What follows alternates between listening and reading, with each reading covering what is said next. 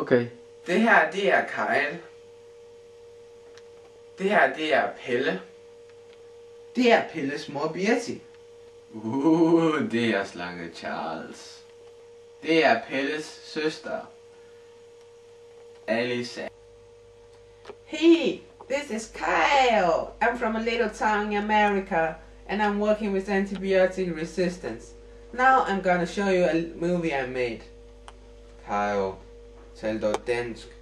Din film bliver kun vist til danske elever. Oh snap! Undskyld. Det her er Kyle. Jeg er fra en lille by i USA, og jeg arbejder med antibiotikaresistens. Nu vil jeg gerne vise jer en film, som jeg har lavet.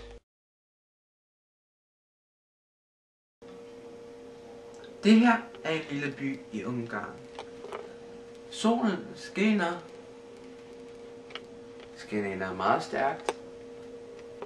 Og græsset er grønt. Her ser vi svinet Pelle og hans søster Sally Ade. Det her smager godt. Men hvorfor er der så mange piller i maden? Jeg kunne meget bedre lide det uden alle de piller. Pelle, de piller her, for du ikke bliver syg. De piller kaldes antibiotika og angriber de bakterier, der er i din mad. Så bliver jeg ikke syg. Jeg elsker pillerne. En dag tager Pelle ud for at lege med sin søster, og lige pludselig møder de en kæmpe slange ved et æbletræ. Hej Pelle og Sally. Hej, hvem er du? Efter slangen præsenterer sig selv, begynder de at falde en god snak. Pelle, jeg kender den fedeste badested ved en sø.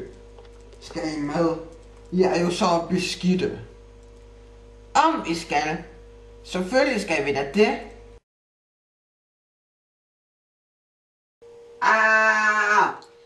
Det er koldt. Slange Charles, kommer du ikke med? Slangen var det ikke længere. De snedige dyr var pist væk. Pelle, skal vi ikke gå hjem? Det er ved at blive koldt, og det er ved at blive mørkt. Kan jeg vide, hvor min venslange er henne? Okay, jeg har det faktisk også selv ret koldt. Jeg tror, jeg er ved at blive forkølet. En uge senere døde Pelle af feber.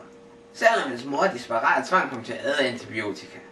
Men Sally overlevede. Det er de faktisk et fedt billede. Ej, den kan jeg rigtig godt lide.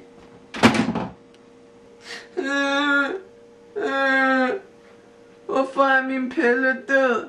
Hvorfor lige ham og ikke dig, Sally? Jeg sagde jo, at jeg skulle lade være med at spise alle de piller. Jeg har aldrig selv brugt meget om dem. Hey, all again, it's Kyle.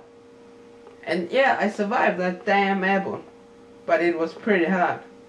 And yeah, that's what the tragic story of Pelle the Gris. See ya!